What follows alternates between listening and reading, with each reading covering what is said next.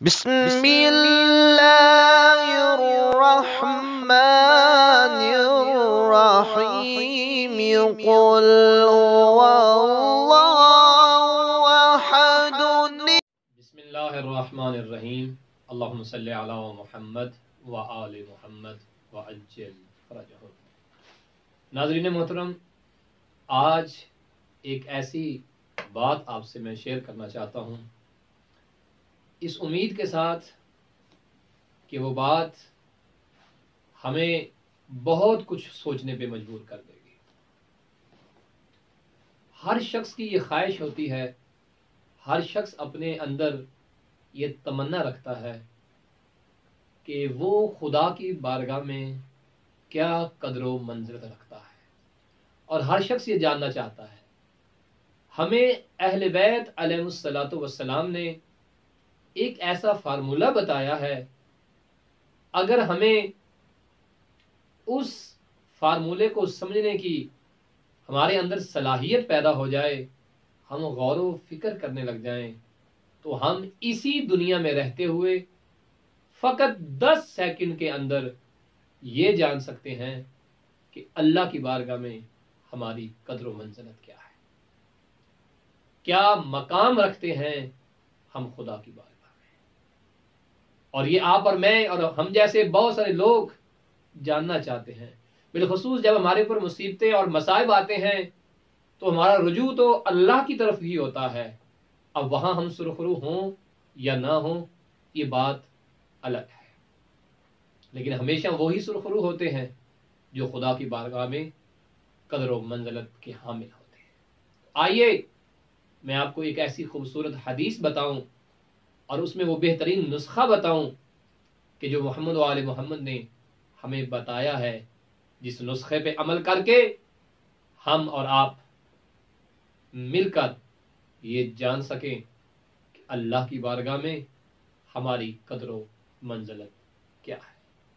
اور پھر نسخہ دینے والی ایسی شخصیات ہیں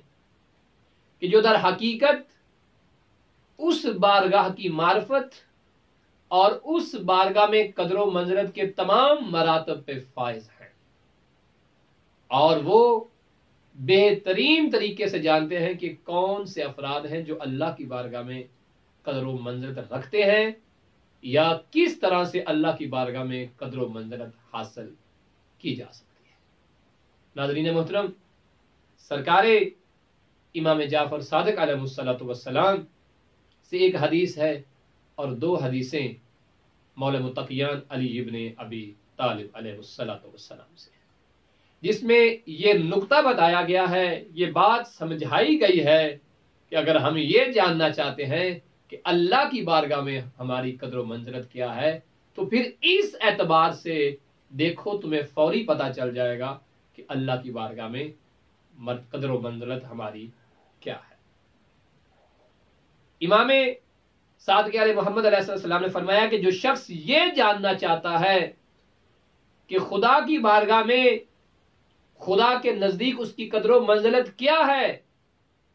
تو وہ اس سے پہلے یہ جانے کہ اس کے نزدیک خدا کی قدر و منزلت کیا ہے۔ اگر وہ یہ فیصلہ کر لے کہ اس کے نزدیک خدا کی یہ قدر و منزلت ہے، تو پھر فیصلہ ہو گیا کہ جتنی اس کی نگاہ میں خدا کی قدر و منزلت ہوگی، اتنی ہی خدا کی نگاہ میں اس انسان کی قدر و منزلت ہوگی۔ آگے امام فرماتے کیوں؟ کہ اس لیے کہ خداوند عالم اپنے بندوں کو وہی منزلت عطا کرتا ہے جو منزلت بندہ اپنے خدا کو دیتا ہے۔ اور ایک اور روایت بھی موجود ہے امام رضا علیہ السلام سے بھی، اور ایک روایت مولا متقیان علی ابن ابی طالب علیہ السلام سے بھی۔ مولا متقیان فرماتے ہیں کہ جو شخص یہ جاننا چاہتا ہے کہ اللہ کی بارگاہ میں اس کی قدر و منزلت کیا ہے، وہ یہ دیکھے کہ گناہ کے وقت جب وہ گناہ کر رہا تھا یا جب وہ گناہ کرنے والا تھا، اس وقت میں اس کی نگاہ میں خدا کی قدر و منزلت کیا تھی۔ اور آگے ایک اور روایت موجود ہے کہ جس میں امیر المومنین علی ابن ابی طالب علیہ السلام فرماتے ہیں کہ جو شخص یہ جاننا چاہے کہ اللہ تعالیٰ کے نزدیک اس کی قدر و منزلت کیا ہے تو اس کو یہ جاننا چاہیے کہ ہر شخص کو دو امور اختیار کرنے کا حق دیا گیا ہے، ایک دنیاوی امر ہے اور ایک دینی امر ہے، ایک دنیاوی امر ہے اور ایک اخروی عمل ہے۔ اور یاد رکھو، مفہوم روایت ہے کہ یاد رکھو جس نے اخروی عمل کو ترک کر کے اخروی امور کو چھوڑ کر دنیاوی امر کو اختیار کیا ہے، یاد رکھو ایسے شخص سے اللہ محبت نہیں کرتا، ایسے شخص کی اللہ کی بارگاہ میں کوئی قدر و منزلت نہیں ہے۔ اور جس شخص نے اس دنیاوی امر کو، وہ جو امور دنیاوی تھا،